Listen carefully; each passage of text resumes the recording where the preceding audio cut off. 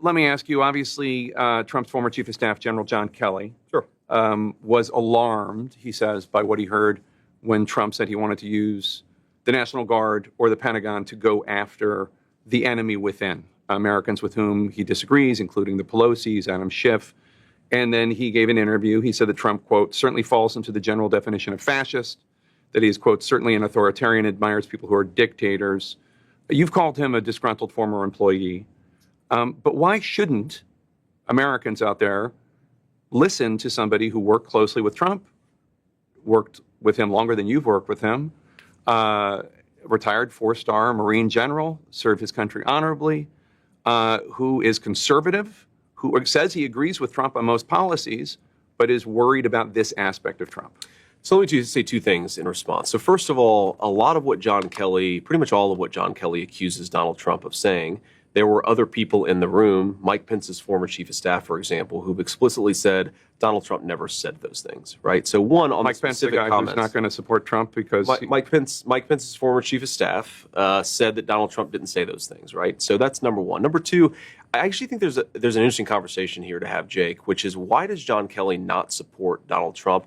It's about policy. It's actually not about personality. He says he agrees with Trump on most policy. No. He agrees with Trump on most policy. He disagrees with Trump on how Trump views his role and his and the fascism and the authoritarianism. I don't buy that, Jake. I don't buy that, because if you actually look at John Kelly, at folks like Liz Cheney, the fundamental disagreement they have with Donald Trump is, even though they say that they're conservative in the sense that they want America to get involved in a ton of ridiculous military conflicts. They want America to police the world, and Donald Trump wasn't. John Kelly lost a son in Afghanistan. Why are you saying that he, I've never heard John Kelly say whether he supports of Iraq or Afghanistan. And I honor his son's sacrifice, and I honor his family's sacrifice. That doesn't mean he's not wrong about policy. What specifically are you talking about? What has he said? Is your argument that a person who lost a son in Afghanistan can't be wrong about public policy? I'm asking then you. Why bring that up? Let's talk about public policy, because I've never criticized his service or his son's service. I brought it up because you're acting as if he is pro-war, and I've never heard him say whether or not he supported the war in Afghanistan or the war in Iraq. He was a general carrying out orders. Because I know John Kelly's worldview, and I know the people who have attacked Donald Trump the most vociferously on foreign policy. They'll say, well, he's a dictator, when what they really mean is they won't listen. Donald Trump wouldn't listen to the leadership of the military when they wanted him to start ridiculous conflicts. That is a consistent theme. And I think that there's a big, big thing going on in American politics. It's a very interesting theme in American foreign policy, where a lot of former members of the Pentagon bureaucracy, a lot of old neoconservatives, they have a fundamental difference with Donald Trump on the question of peace and war. I believe Donald Trump is the candidate of peace. I think the record supports that. But the reason these guys go after him so vociferously, I don't think that it's about his personality, Jake. I think that it's about they don't like that Donald Trump said no when a lot of them wanted to start a ridiculous war. Well, you're ascribing worldviews, I think, based on gut. I can't really tell where you're coming from on it. There's no evidence. Based on people that I've talked to in the Trump administration, sure, John Bolton, what John Kelly wanted to do, John Bolton, Liz Cheney, these people have a consistent John Kelly was at the Department of Homeland Security, and then he was chief of staff. He was not weighing in. I don't even know what you're talking about. But let me ask you something about John Kelly specifically, because you said the other day, quote, I guarantee John Kelly talked to somebody on Kamala Harris's campaign beforehand, before he did this interview. Now, I've spoken with people in John Kelly's circle, and I've spoken with people in the Kamala Harris campaign.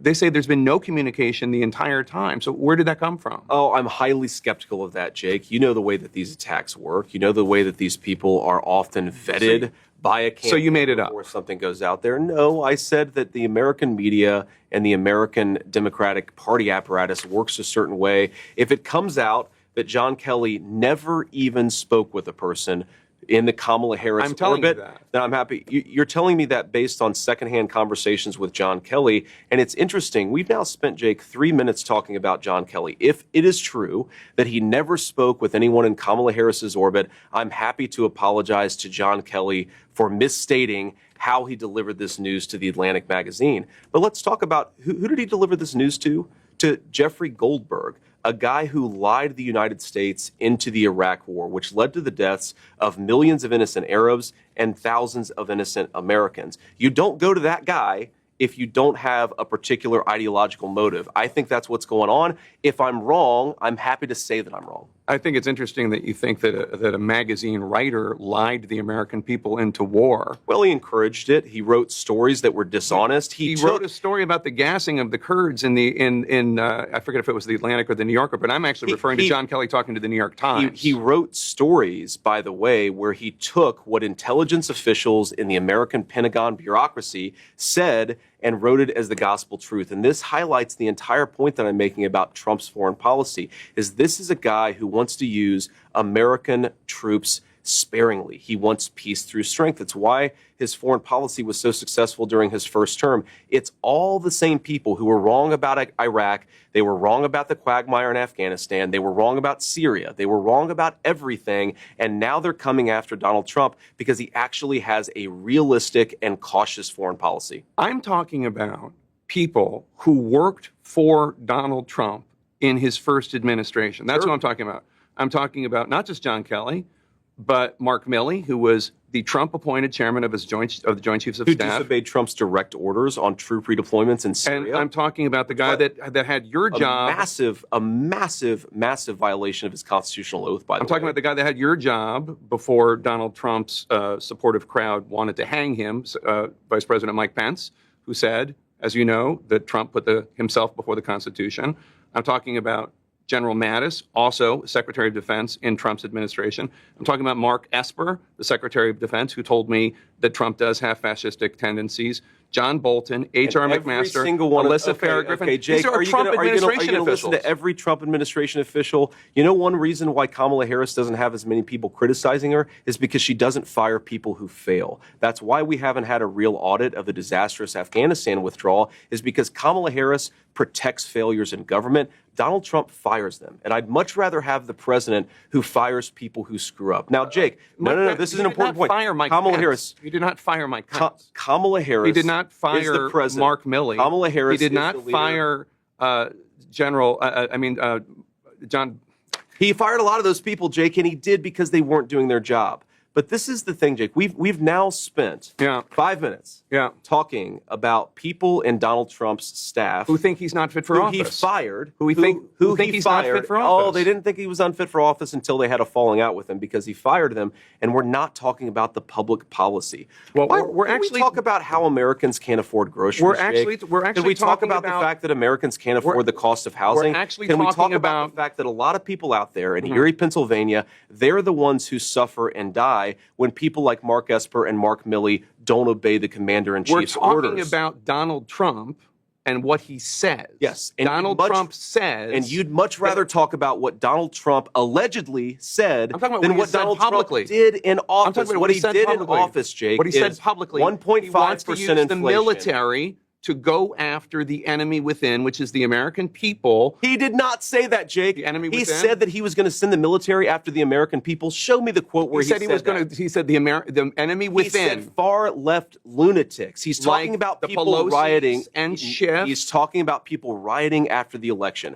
I think the Pelosi's were rioting after the election? He said... Adam Schiff was rioting after the election? You're using two separate phrases. He said about using the military that far-left lunatics, people who riot in the wake of an election, people who burn down American cities in the summer of 2020, yes, we should have a federal law enforcement response. This is what he said to Joe Rogan on Friday. The enemy within that he wants the military to go after. No, this is the enemy within, a bigger problem than Kim Jong-un. The second part. We have people that are really bad people that I really think want to make this country unsuccessful. That's who the enemy within. And did he say that he wants to use the military against those people? Here's the game. Use the military to go after the enemy within. Here's the game that you're playing. He said I'm not playing a game. No. Can I answer the question, please? He said that he wanted to use the military to go after far left lunatics who are rioting, and he also called them the enemy within. He separately, in a totally different context, in a totally different conversation, said that Nancy Pelosi and Adam Schiff were threats to this country. Were the enemy within. Were the enemy within. He said they were the enemy within. So every time he uses the exact same phrase, we assume that he uses I don't know. I don't throw around the term of enemy within to talk about using the military against going American people. And you're asking his vice president, but you won't let me answer the question. I'm telling you that Donald Trump has said, and I agree with him, that we should use the U.S. military to go after Americans. People who riot. who burned down our cities. And this was We what should John call Kelly in was. the National Guard. This was what John Kelly was alarmed by: the idea of using the U.S. military to go after Americans. That's what he said. Donald Trump never said Americans writ large. You keep on putting words in his mouth and my Are they mouth. or are they not Americans? Far left people who commit acts of violence, who riot. And Now I you're don't doing care. a very narrow definition of I what he don't- said, which is I not don't what he said. care. That's not what he said. But let me ask He you. did. Let me ask you the bigger He point. did say that, Jake. He did. He said that he wanted to use the U.S. military. Let me clarify. Go after far left lunatics, yes. And then he go also after added people who were rioting he asked- and looting. And he added, never said. he added he Schiff, never said. and then he added the Pelosi's. He never. He and then said he added people that don't want the that country Adam to succeed. Schiff, he said that Adam Schiff and Nancy Pelosi he used in a separate context in a separate conversation. And what you're doing is you're smashing two Fox totally asked him different about conversations. Fox asked him about this last week, and he didn't take issue with it. He said the enemy within is the biggest But threat did to he this say country. the enemy within that he's going to use the military against Nancy Pelosi? Donald Trump offered Nancy Pelosi the National Guard on January the 6th, and according to private emails, boy. she rejected it. So let's talk about things that he wants to do that are feeding into this concern that people like John Kelly and General Mattis and General Milley have. He said on Friday, Special Counsel Jack Smith should get thrown out of the country. He's threatened to arrest election officials who cheated. We know that he believes a lot of people cheated that did not cheat. He Yes, wants if to you put. violate the law, you should be arrested. Yes. No one disagrees with that, but he's talking Apparently, about. you do, based on the way you're asking the question. No, based on the fact that he's accused people that didn't break the law of breaking the law when it comes to the election. And if you want to revisit that, I'm happy to. But Liz Cheney, he said, should be put before a war tribunal. None of that sounds fascist to you at all? No, of course it doesn't. Of Putting course Liz it Cheney doesn't. before a military tribunal? First of all, I don't buy into the premise of what you're saying, Jake, because things I just he said. on things that are I things know that he he said. said, on things that I know that he said, you're imputing things, you're taking words out of context, you're taking two separate conversations and pretending No, I'm that they not. were made at the exact same I'm not. time. So I'm rejecting the premise of your question. I frankly don't believe what you're saying about Donald Trump's words. If you'd like to put up a clip and actually put him in context, I think the American people would realize that Donald Trump is a hell of a lot more reasonable than the people like Liz Cheney who would like to lie us into war. Now, Jake, we also have to remember, step back a little bit. Well, ask yourself a basic question about network integrity.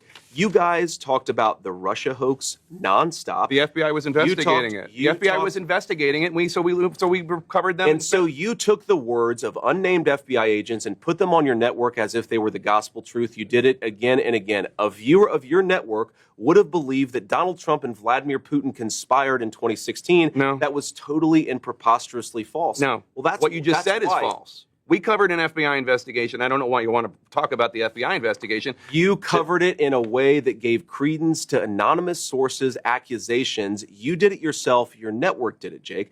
But again, can we talk about the issues that Americans care most about? I'm talking about things that Donald Trump has said. Yes. If you have an issue Kamala with whether or Harris- not he's talking about the economy enough, that's between you and your running mate. I'm talking about things he has said this week. Every single rally that he does, he talks about how he wants to unleash American energy so we can lower the cost of groceries. He talks about the fact that housing has become unaffordable. He talks about the wide open border, Jake. Kamala Harris and her allies, it's interesting.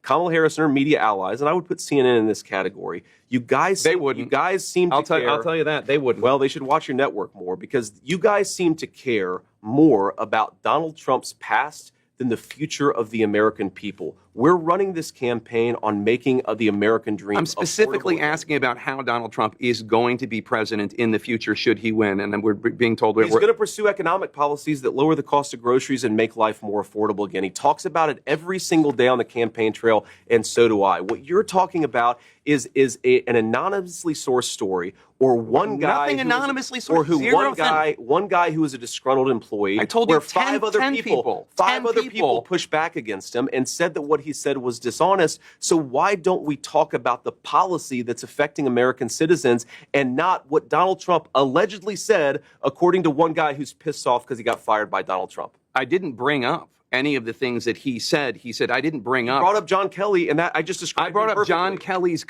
view of Donald Trump. I didn't bring up John Kelly talking about what Donald Trump said about Hitler's generals. I didn't bring that up. I talked about John Kelly's view of Trump based on something Trump has been saying in the last week. So that's what I asked about. So John Kelly makes accusations that are rejected by 5 people. Again, you're talking about something I didn't bring up. I think that maybe implicates his overall judgment. And I think the fact that he has a worldview that's so oppositional to peace and prosperity suggests that he's not an honest arbiter here. This is not a guy, John Kelly, going to brag to Jeffrey Goldberg, who is interested in the American truth or is interested in telling an honest account of Donald Trump. He's a guy with an axe to grind because Donald Trump fired him and disagreed with him on policy. So all those 10 people, including the former vice president, Mike Pence, all of these people have this horribly damaged worldview, and they're all just going after Donald Trump because they want to send people into war? That's really your argument?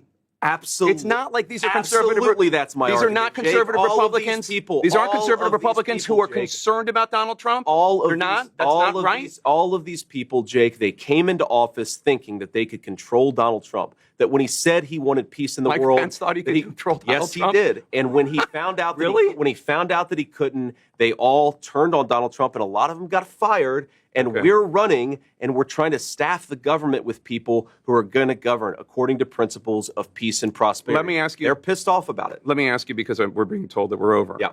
One more question, because we have to go to this rally. You are running to be vice president of the United States. Of course. And there is a 50-50 chance, maybe better, I don't know, that you're going to succeed. Are you running to be vice president of the United States, or are you running to be vice president of the red states? Because if you win, and there's a decent chance you will, you're going to be vice president of childless cat ladies. You're going to be vice president of legal Haitian migrants in Springfield, Ohio. You're going to be their vice president, too. Are you running to do that? Jake, of course I'm running to be the vice president of all Americans. I'm running because I want people to be able to afford a good life in this country. You know how I grew up. You know that I grew up in a family where things were often tough. I want, whether you're in a blue state or a red state, whether you're going to vote for Trump or you're going to vote for Harris, I want you to be able to have a good life in this country. But what's not going to happen with the broken leadership in Washington, D.C. Let me give you a statistic, Jake, because here is what the leadership of people like Kamala Harris and Nancy Pelosi and, yes, Mike Pence over 30 years in this country has led to. A person with a bachelor's degree lives 7 years longer than a person without a bachelor's degree. There are a lot of people who have gotten rich and powerful off of American decline. Some of them have had R's next to their name. Some of them have had D's next to their name. And the first person who I believe is really putting the interests of the American people first is Donald J. Trump.